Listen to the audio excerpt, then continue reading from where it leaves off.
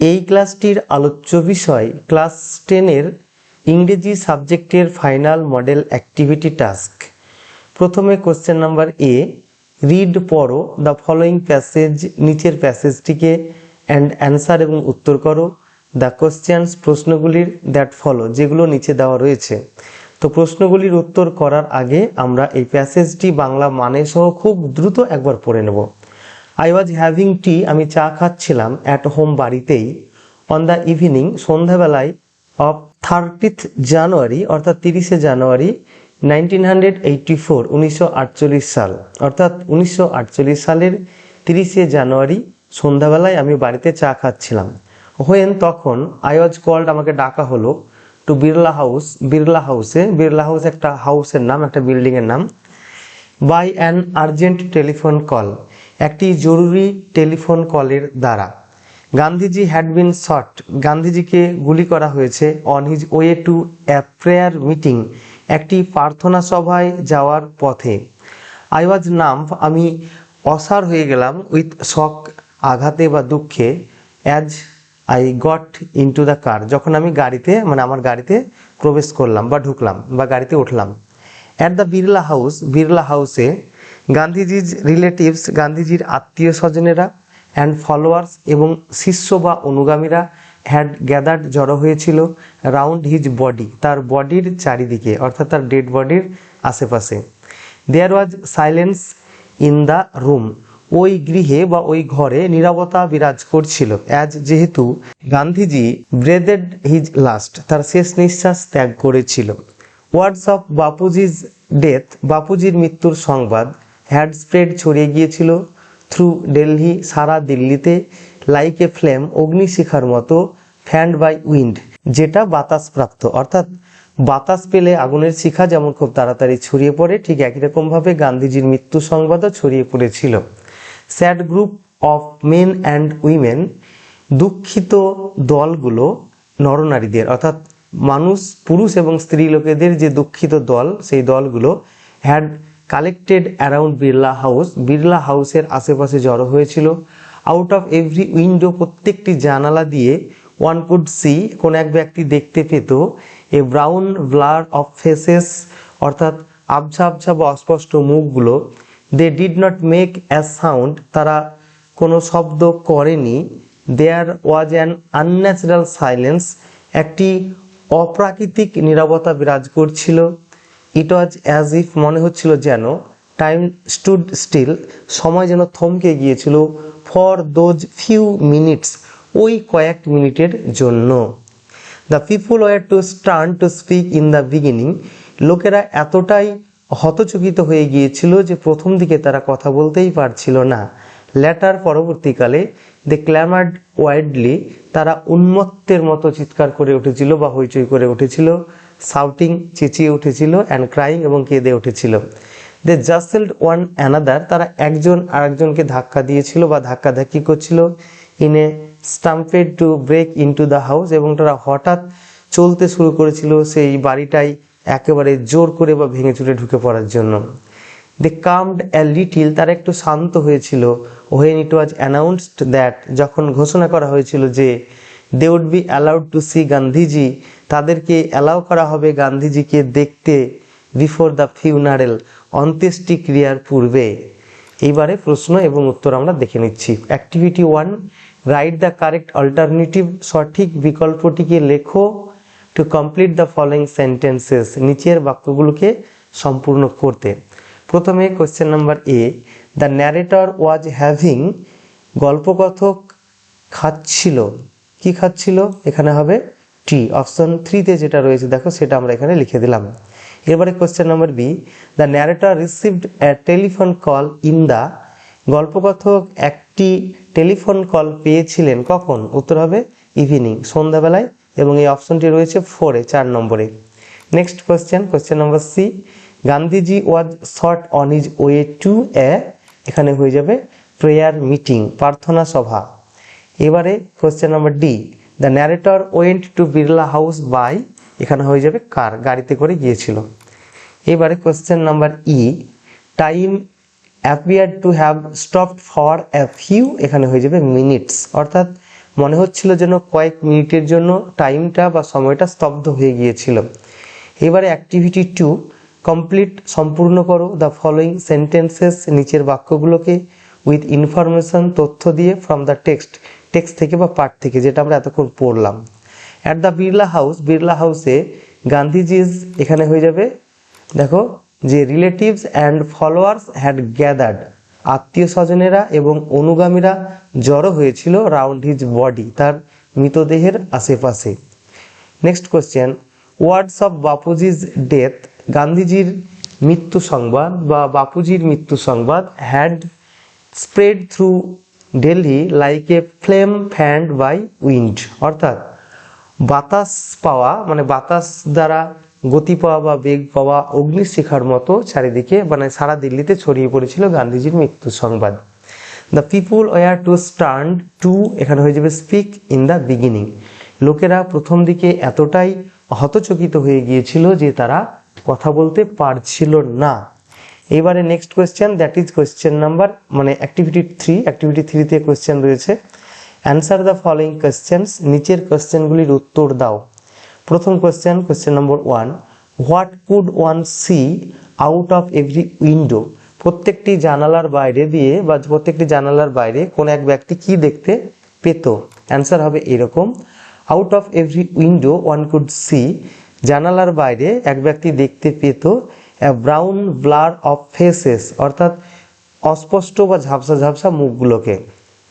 Next question, when did the people became a little calm, লোকেরা কখন একটু শান্ত হয়েছিল। অ্যান্সারটি হবে এইরকম, the people became a little calm, লোকেরা একটু শান্ত হয়েছিল when it was announced that, যখন ঘোষণা করা হয়েছিল যে they would be allowed to see Gandhiji, তাদেরকে অ্যালাউ করা হবে গান্ধীজিকে দেখতে দেওয়ার জন্য, বিফোর দ্য ফিউনারেল, ফিউনারেলের পূর্বে বা অন্ত্যেষ্টিক্রিয়ার পূর্বে। এইবারে কোয়েশ্চেন নাম্বার বি বলছে যে রিড পড়ো দ্য টেক্সটটিকে বা প্যাসেজটিকে গিভেন বিলো, যেটা নিচে দেওয়া রয়েছে, অ্যান্ড অ্যান্সার এবং উত্তর করো দ্য কোয়েশ্চেন্স, প্রশ্নগুলির দ্যাট ফলো, যেগুলো নিচে দেওয়া রয়েছে। তো এবার আবারও আমরা এই প্যাসেজটি বা টেক্সটটি খুব দ্রুত একবার পড়ে নেব, মানে একবারই করবো, কোনো রকম এক্সপ্লেনেশন বা ব্যাখ্যা বিশ্লেষণ করতে গেলে ভিডিওটি অনেক বড় হয়ে যাবে। The mountain and the squirrel, পর্বত এবং কাঠবিড়ালি হ্যাড অ্যাকোয়ারেল, ঝগড়া করেছিল। অ্যান্ড দ্য ফর্মার, এবং আগের জন অর্থাৎ মাউন্টেন, কল্ড বলেছিল দ্য ল্যাটার, পরের জনকে অর্থাৎ কাঠবিড়ালিকে, লিটিল প্রিগ, লিটিল মানে ছোট্ট বা পুচকে, প্রিগ মানে অহংকারী। তাহলে আগের জন পরের জনকে বলেছিল ছোট্ট অহংকারী, অর্থাৎ পর্বত কাঠবিড়ালিকে বলেছিল ছোট্ট অহংকারী। বান রেপ্লাইড, বান মানে কাঠবিড়ালি, কাঠবিড়ালি উত্তর দিয়েছিল you are doubtless very big, তুমি নিঃসন্দেহে খুব বড়, বাট কিন্তু অল সর্টস অফ থিংস, সমস্ত রকমের জিনিস, অ্যান্ড ওয়েদার এবং আবহাওয়া, must be taken in together, অবশ্যই একসঙ্গে নিতে হবে বা একত্রিত করতে হবে, টু মেক আপ ইয়ার, একটি বছর তৈরি করতে, অ্যান্ড অ্যাস্পিয়ার, এবং একটি পরিমণ্ডল বা পরিবেশ তৈরি করতে। অ্যান্ড আই থিঙ্ক, এবং আমি মনে করি, ইট নো ডিসগ্রেস, এতে লজ্জার বা অপমানের কিছু নেই, টু অকুপাই মাই প্লেস, আমি আমার যে জায়গাটা অকুপাই করে আছি বা দখল করে আছি তার জন্য, অর্থাৎ আমি যে এই পৃথিবীতে একটা ক্ষুদ্র জায়গা দখল করে আছি, এটা ডিসগ্রেসের বা লজ্জার কিছু নেই। If I am not so large as you, যদি আমি তোমার মতো অতটা বড় নাই হই, you are not so small as I, তুমিও কিন্তু আমার মতো অতটা ছোট্ট নও। And not half so spry, এবং আমি যতটা স্প্রাই অর্থাৎ প্রাণস্পন্দনে পরিপূর্ণ, তুমি তার অর্ধেকটাও কিন্তু নও। আই উইল নট ডিনে, আমি অস্বীকার করব না, you make a very pretty squirrel track, তুমি খুব সুন্দর কাঠবিড়ালির ট্র্যাক তৈরি করো বা পথ তৈরি করো। ট্যালেন্টস ডিফার, প্রতিভা ভিন্ন ভিন্ন রকমের হয়। অল ইজ ওয়েল, সব কিছুই ভালো। অ্যান্ড ওয়াইজলি পুট, এবং বুদ্ধিদীপ্তভাবে সেইগুলো রক্ষিত, অর্থাৎ জ্ঞানদীপ্তভাবে সব কিছু সুসজ্জিত। If I can not carry forest on my back, যদি আমি আমার পিঠে করে জঙ্গল বইতে নাই পারি, neither can you crack a nut, তুমিও কিন্তু বাদাম ভাঙতে পারো না। এবার question activity 4, write the correct alternative, সঠিক অল্টারনেটিভটাকে লেখো টু কমপ্লিট, সম্পূর্ণ করতে দ্য ফলোয়িং সেন্টেন্সেস, নিচের বাক্যগুলোকে। Question number 1, the quarrel was between, ঝগড়াটি হয়েছিল মধ্যে, কার মধ্যে? দ্য মাউন্টেন অ্যান্ড দ্য, এখানে হয়ে যাবে স্কুইরেল, যেটা রয়েছে অপশন ডি তে। Next question, the latter is the, অর্থাৎ ল্যাটার বা পরবর্তী জন বলতে এখানে কাকে বোঝানো হয়েছে? স্কুইরেল, কাঠবিড়ালিকে বোঝানো হয়েছে, যেটা অপশন নাম্বার এ তে রয়েছে। এবার আমরা চলে যাচ্ছি নেক্সট কোয়েশ্চেনে। দ্য স্কুইরেল ইজ ভেরি, এখানে হয়ে যাবে স্প্রাই। এবারে question number 4, the mountain can carry on its back a, mountain তার পিঠে করে বহন করতে পারে একটি ফরেস্ট। এবারে activity 5, complete the following table, নিচের টেবিলটাকে সম্পূর্ণ করো। বাম দিকে সিরিয়াল নম্বর, তারপরে রয়েছে স্টেটমেন্ট এবং ডান দিকে রয়েছে রিজন। স্টেটমেন্ট মানে এখানে তোমরা যেটাকে ফলাফল ধরে নিতে পারো, আর রিজন মানে কারণটা আমাদের লিখতে হবে। স্টেটমেন্ট মানে অ্যাকচুয়ালি মন্তব্য বা বক্তব্য, আর রিজন বা কারণটা আমাদের লিখতে হবে। তো প্রথম স্টেটমেন্ট রয়েছে, the former called the latter little prig, আগের জন পরের জনকে বলেছিল পুচকে অহংকারী। কেন বলেছিল? তার রিজনটা লিখতে হবে। রিজনটা হবে the mountain and the squirrel had a quarrel, কারণ ঝগড়া হয়েছিল। ঝগড়া হলে অনেকেই অনেক কিছু বলে, সেটাই। এবারে next question, neither can the mountain crack a nut, পাহাড় পারে না একটি বাদাম ভাঙতে, নর can the squirrel carry a forest, এবং কাঠবিড়ালিও জঙ্গল বহন করতে পারে না। তার কারণ কি? কারণটা হবে এরকম, দে হ্যাভ ডিফারেন্ট ট্যালেন্টস, কারণ তাদের প্রত্যেকের ট্যালেন্ট বা প্রতিভা আলাদা আলাদা রকমের, অর্থাৎ সবার দ্বারা সব কাজ হয় না। এবার activity 6, split the following into 2 sentences, নিচের এই সেন্টেন্সগুলোকে ভেঙে দুটো করে বাক্য তৈরি করতে হবে।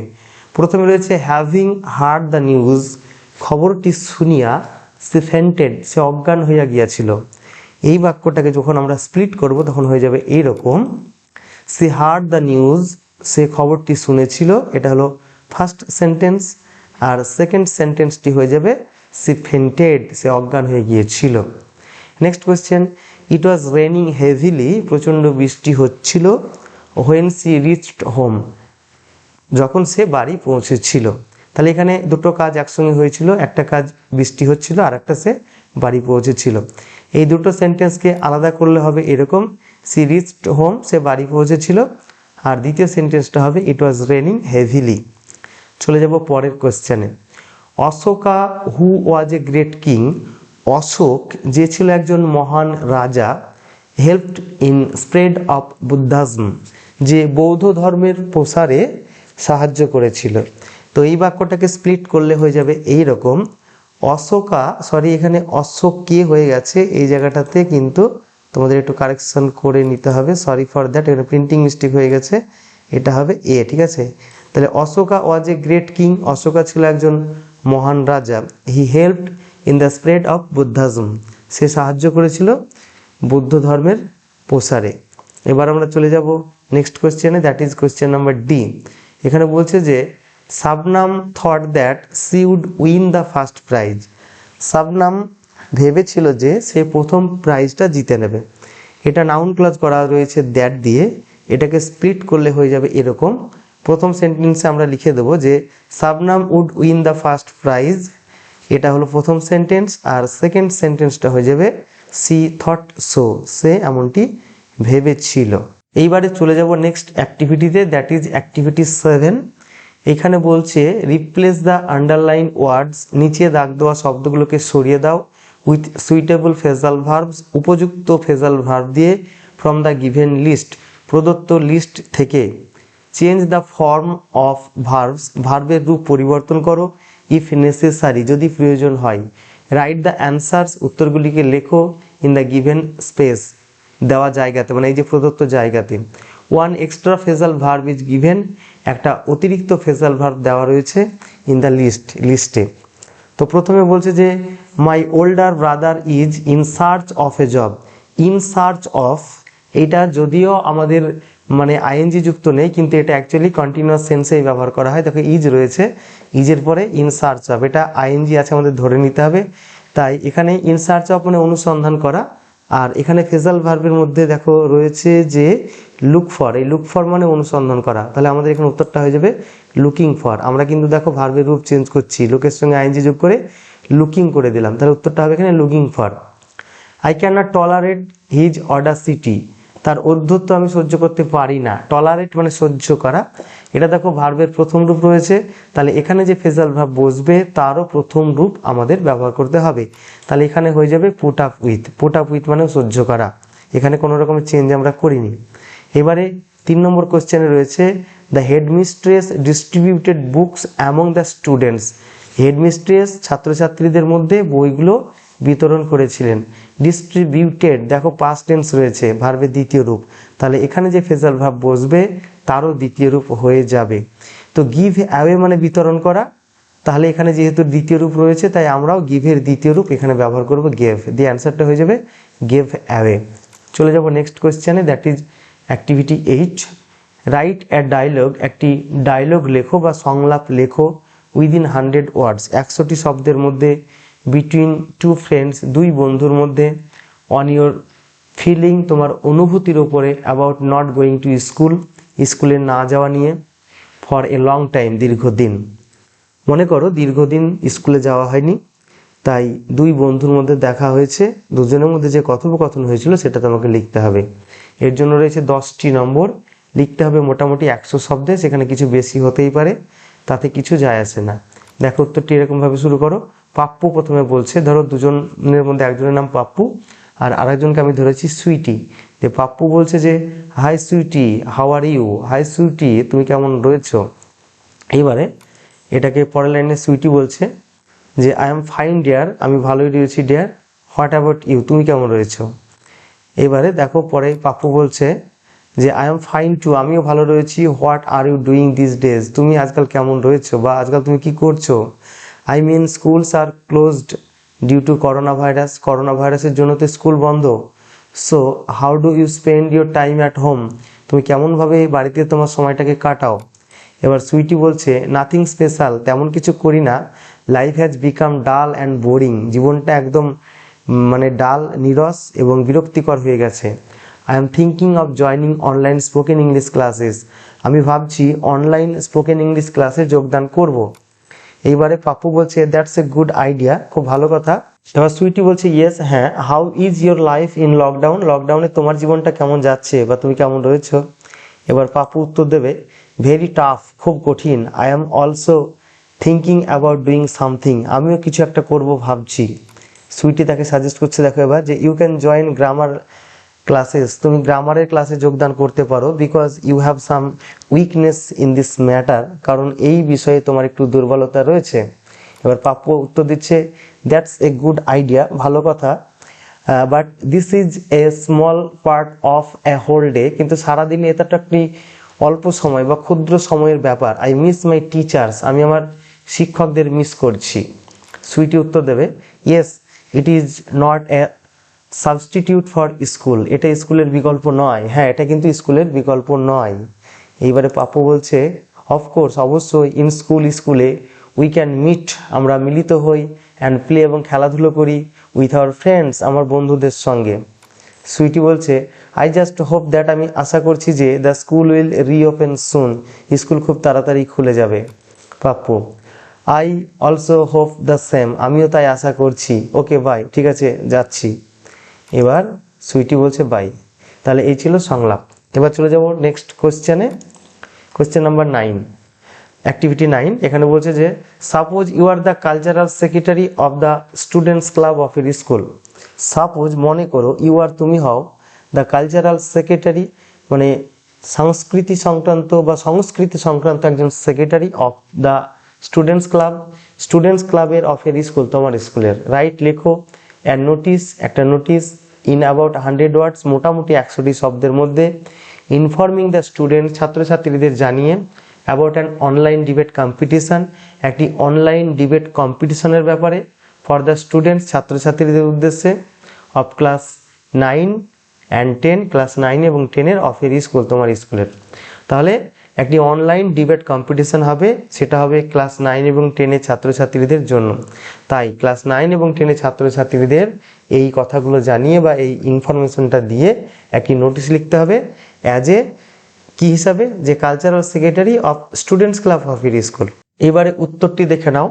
তো নোটিশ লিখতে গেলে প্রথমেই আমাদের একেবারে ওপরে বা টপে স্কুলের নামটিকে লিখতে হবে। যেমন আমি লিখেছি দেখো, তো এখানে আমি লিখেছি কি XYZ হাই স্কুল, আমি কোনো স্কুলের নাম কিন্তু ব্যবহার করিনি। এইবারে পরের লাইনে আমরা লিখে দেব কি স্কুলের ঠিকানা। দেখো আমি লিখেছি বহরমপুর মুর্শিদাবাদ, তোমরা তোমাদের স্কুলের ঠিকানা লিখতে পারো বা কোনো একটা কাল্পনিক ঠিকানা লিখতে পারো। এমন নয় যে তোমাদের একেবারে অরিজিনাল স্কুলের নাম ঠিকানা লিখতে হবে, তোমরা কাল্পনিক স্কুলের নাম ঠিকানাও লিখতে পারো। এবারে মাঝখানটায় তারপরের লাইনে লিখছি নোটিশ। দেখো লাইনগুলো বা ছকটা তোমরা ফলো করবে, যে ছক মানে যেখানে যা বলছি সেইগুলো ঠিকঠাক লিখতে হবে। এবারে বাম দিকে লিখো নম্বর, অর্থাৎ নোটিশ নম্বর, এটা কত নম্বর নোটিশ, আর ডান দিকে ডেট, এই নোটিশটা কবে দেওয়া হচ্ছে। এইবারে মাঝখানটায় আমরা লিখবো সাবজেক্ট, এই নোটিশের সাবজেক্ট বা বিষয়টি কি, সাবজেক্ট হলো অনলাইন ডিবেট কম্পিটিশন। এইবারে আমরা নোটিশের বডিটা এইভাবে শুরু করব, it is for information of the students of class 9 and 10 of our school that, আমাদের স্কুলের ক্লাস 9 এবং 10 এর ছাত্রছাত্রীদের এত দ্বারা জানানো যাচ্ছে যে, কি জানানো যাচ্ছে, আওয়ার স্কুল হ্যাজ অর্গানাইজড, আমাদের স্কুল আয়োজন করেছে অ্যান অনলাইন ডিবেট কম্পিটিশন, একটি অনলাইন ডিবেট কম্পিটিশনের অন 5th জানুয়ারি 2022, 2022 সালের 5ই জানুয়ারি। The topic of the debate is, এই ডিবেটের বা এই যে বিতর্ক হবে এর বিষয়টা হলো অনলাইন ক্লাসেস, অর্থাৎ অনলাইনে ক্লাসে যে মানে সুবিধা অসুবিধা যে বিষয়গুলো রয়েছে এই বিষয়ের উপরেই কিন্তু হবে এই ডিবেটটা বা এই যেটা বিতর্ক সভা সেটা। Those who are interested to take part in this programme, যারা এই প্রোগ্রামে অংশগ্রহণ করতে ইচ্ছুক, আর রিকোয়েস্টেড, তাদের অনুরোধ করা হচ্ছে, টু এনলিস্ট দেয়ার নেমস, তাদের নামগুলো নথিভুক্ত করতে, টু দ্য আন্ডারসাইন্ড, নিম্ন স্বাক্ষরিত ব্যক্তির কাছে, on or before 30th December, 30শে ডিসেম্বর বা তার পূর্বে, 2021 অর্থাৎ 2021-এর 30শে ডিসেম্বর বা তার আগে নামগুলো নথিভুক্ত করতে হবে নিম্ন স্বাক্ষরিত ব্যক্তির নিকট, অর্থাৎ নিচে যা সই থাকবে, যে সেক্রেটারি থাকবে তার কাছে। তো সেটা পরে আসছি। এবার দেখো, kind cooperation from all is highly সলিসিটেড, সকলের ঐকান্তিক সহযোগিতা একান্ত কাম্য। ফর ডিটেলস, বিস্তারিত জানতে হলে you may contact the undersigned, তুমি নিম্ন স্বাক্ষরিত ব্যক্তির সঙ্গে যোগাযোগ করতে পারো। এবার ডান দিকে বাঁ দিকে কিছু বিষয় লিখতে হবে, তো সেটা দেখে নাও। তো ডান দিকে তোমাদের লিখতে হবে, প্রথমে সই করতে হবে যে চিঠি মানে যে এই নোটিশটা লিখছে তাকে, তারপরে সে কে, প্রশ্নটি দেখো বলেছে দ্য কালচারাল সেক্রেটারি, তাহলে আমরা প্রথমে লিখে দিচ্ছি দ্য কালচারাল সেক্রেটারি। কিসের কালচারাল সেক্রেটারি, দেখো পরে বলা আছে যে স্টুডেন্টস ক্লাব, তাহলে আমরা লিখে দিচ্ছি স্টুডেন্টস ক্লাব। তারপরে দেখো রয়েছে স্কুলের নাম, অর্থাৎ এই যে স্কুলের নাম, সেই স্কুলের নামটা এখানে দিয়ে দিচ্ছি। এবার বাম দিকের কাজ, যেহেতু এটা স্কুলের নোটিশ তাই স্কুলের নোটিশকে হেডমাস্টারকে দিয়ে কাউন্টার সাইন্ড করিয়ে নিতে হয়, তাই বাম দিকের এই কথাগুলো তোমাদের লিখতে হবে। প্রথমে লিখতে হবে কাউন্টার সাইন্ড বাই, তারপরে SD লিখে এইভাবে ডট ডট ডট ডট লিখে দেবে, তারপরে হেডমাস্টার, তারপরে স্কুলের নাম। তাহলে এই ছিল নোটিশ। সেই সঙ্গে ক্লাসটি এখানেই শেষ করব। যদি ক্লাসটি দেখে ভালো লাগে অবশ্যই একটি লাইক করবে, কিছু জানার বা জানানোর থাকলে কমেন্ট।